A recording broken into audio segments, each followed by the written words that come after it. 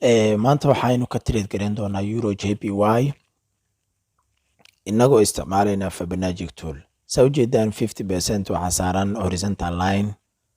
Horizontal line kan waxa uu dhammaystiri doonaa impulsive-ka.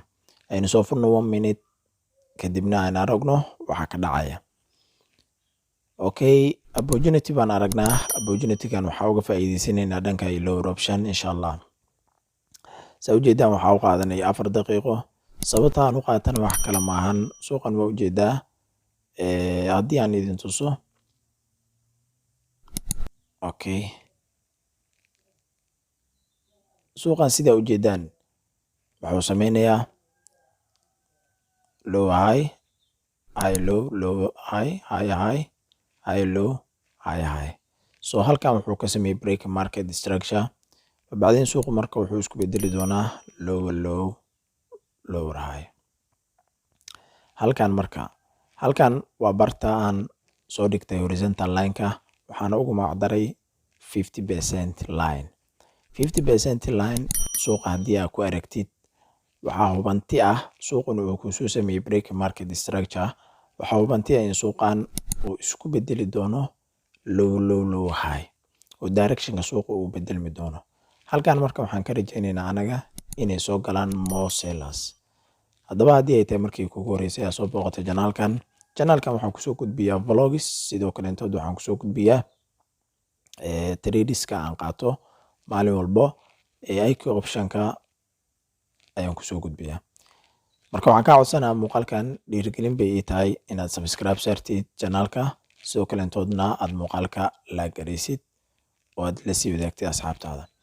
Waxaan aragnaa bias ama strong bias oo suuqa soo galay laakiin waa retracement on. Maxaa yeelay calaamad kale ayaa ii muujinaysa in suuqan ay soo gali doonaan sellers aad u badan. Okay, aynu isla sugno marka 4 daqiiqo ay soo socota insha Allah. Suuqan waxa uu u baahan yahay dulqaad iyo discipline. Discipline-kaaga waa inuu hagaagsan yahay. Maalintii aniga waxaan qaataa 1 trade ama 2 trade. Ka badan ma qaato. Suuqan maalin walba inaad iskaga dhex jirta ma ahan. Kaliya waxa waaye inaad si caqliyan ah uga shaqaysato. Powerful strategy waxay ku siinaysaa winning ratio aad u sareeya haddii discipline-kaagu uu hagaagsan yahay. Okay, haatan waxaynu galnay euro USD liquidity ayay tagtay, so ma fiicna iyadana, laakiin trade-kana naga badan.